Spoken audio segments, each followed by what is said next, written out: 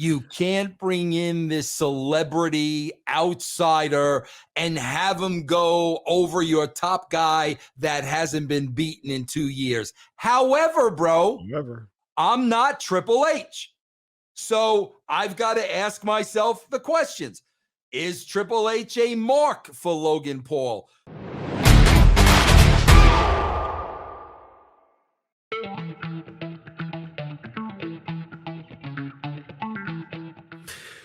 So let's talk about the interesting concept that we you and I brought up. It was a long shot, back then when we first brought it up, and you and I were the first people who really talked about it some months ago. We talked about just a long shot possibility of Logan Paul, going against Roman Reigns, and it was just super theoretical. You and I, we just think outside the box quite a bit when it comes to this show and all the shows that we do. We just think outside the box. So one of our out of the box conversations that we had some months ago was Logan Paul versus Roman Reigns, the possibility. Well, ladies and gentlemen, outside the box thinking has come to life. We will see Logan Paul versus Roman Reigns at the Crown Jewel event in November. So, Vince, this is Riding with Russo. Let's write this thing out. What do you see? Logan Paul versus Roman Reigns. Does Logan Paul have a snowball's chance in Hades? See, bro, I'll tell you, this is what it comes down to. Now, that's a very interesting question because, bro, here's the bottom line. You're asking Vince Russo, the writer, does he have a snowball chance in Hades? Absolutely not.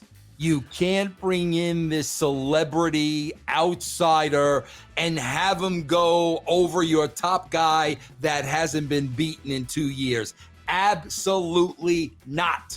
Absolutely not. However, bro, I'm not Triple H.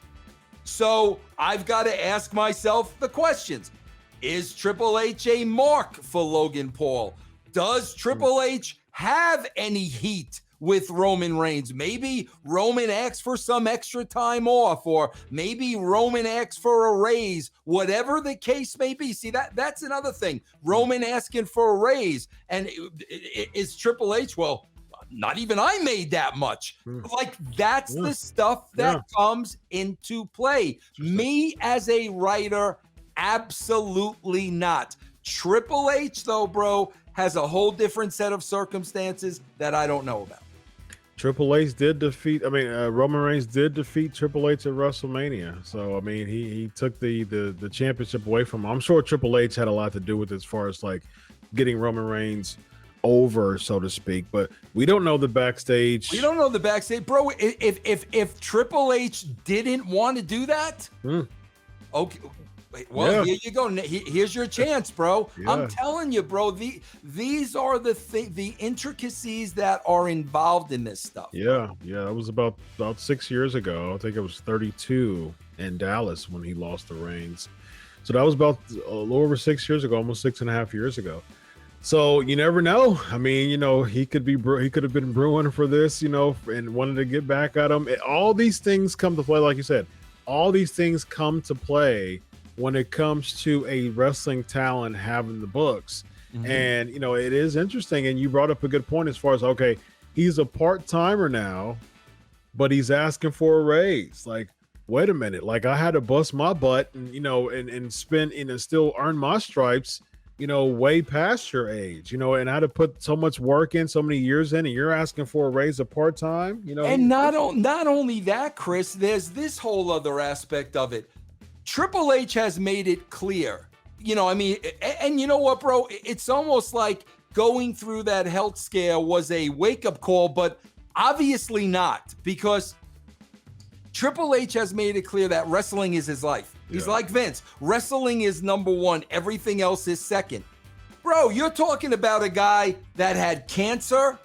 You're talking about a guy that, his life is in front of him. Bro, if Roman Reigns does not have that same passion about wrestling and it's not number one in his life like it is to Hunter, bro, he'll hold that against Roman Reigns. Oh no, bro, we need a champion where their entire life is going to be the W. I'm telling you, bro, these are the things that come into play. Yeah. I think it was Jade Cargill that was offered a spot in WWE. And she didn't take it because they basically told her, like, you have to put everything second other than WWE. You know, she has a little girl.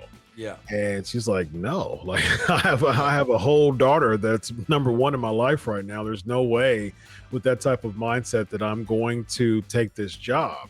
Right. And so I can see it. I mean, I can see them you left, because it was basically like WWE or bust. Basically, that's the type of mindset that they give you.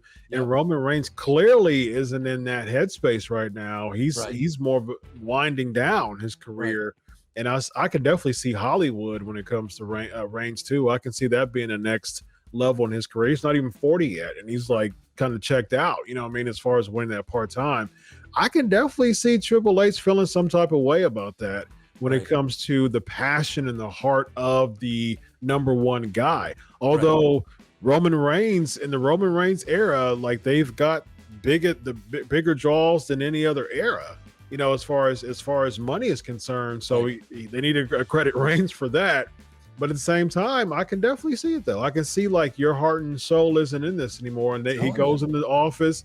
Yeah, we're going to go ahead and drop the title because we don't see your heart and soul. Bro, you would think it's bro, you've got your job, you've got a life, and you got a family.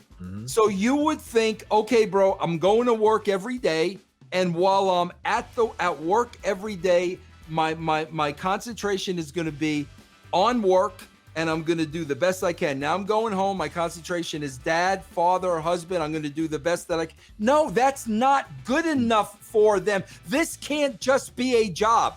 You just can't come to work. Basically. Yeah, you can't come to work and do the best. No, that's not enough. Yeah. We need your whole being. Yeah. We need your life. Yeah. And bro, how old is Roman Reigns? 37. I mean, bro, see that's the thing, Chris. Here's what happens. When you're younger, that's okay. As you get older, bro, you start freaking realizing, you know what? There's more to life than this. That's what happens, bro. And the second you let them know that, that's it, bro. That is it. If this is not going to be, if you're not willing to die for the business, it's not good enough, bro. Especially with Logan Paul saying, you know what, I don't need WWE. I was a YouTube sensation. I have a very successful podcast. I'm showing you how much I love wrestling. I'm showing you my heart and soul. And Triple H may be like, look, first of all, if we give you the title, it's going to be crossover because, he's a crossover celebrity, what I mean? And so Roman Reigns isn't that crossover yet, but Logan Paul is a crossover. I wouldn't be in favor of Logan Paul winning, but as far as the logic from a business standpoint of Logan Paul winning to get that crossover appeal, just think, I'm a journalist, just think about the headlines. If Logan Paul wins the championship, that wouldn't be just a WWE bubble headline. That's going to be everywhere, not only in sports, but in pop culture sites too. So from a business journalistic standpoint, Logan Paul winning would have a better crossover appeal than Roman Reigns retaining. So it does bring up some interesting points as far as them thinking, as far as giving Logan Paul kind of a reason to win, from a crossover standpoint. So I'm not in favor of him winning, but at the same time, I can definitely see from a crossover standpoint him winning. So it wouldn't be surprising in that vein. I think from a wrestling standpoint, it definitely would be surprising, but you never know. I think we did bring some pretty good factors of him possibly, winning. So yeah. Ladies and gentlemen, Vince Russo, Dr. Chris, riding with Russo. Everybody, have a good night. Solo!